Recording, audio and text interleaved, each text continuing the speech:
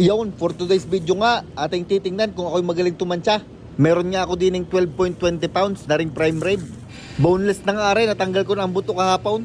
Kaunting trivia laang, alam nyo ga ang boneless ay walang buto. Ngayon, alam nyo na. Aringat, nilatag ko na din sa lamesa, aring prime rib roast. May pa-order nga akong 6 pounds, kaya kailangan natin kunin din at ating kakalkulahin. Bali kung ang gitna ay di bali 50 minus 2 divided by 6 carry 1 square root of 64 plus 7 ay di na. Ay kapag aray mali o malayaw ay sala ang turo sa akin ng teacher ko dati. Ang problema naman ngayon ay alin din sa dalawa. Kaya ayaw ko ng problem solving kadaming problema. Titimbangin ko na nga rin para malaman natin.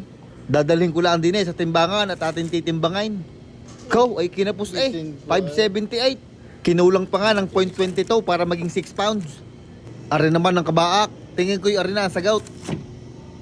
5.86 ay kinapos pa rin. Ay alam ko na kung bakit kinapos. Ay tinabasan ko nga pala rin ng kaunting taba at kadamay. Pwede na nga arit, 0.14 lang naman ang kulang. Ay pag naglagalig pa naman ang customer at kulang, ay siya ang tatali ko din Iyon, ari na nga ang order ng ating customer. 6 pounds boneless prime rib roast. Ginapos ko na, isinako ko pa para sa iyaw. Iyan, wala na nga kawala aray, hindi na makakatakbaw.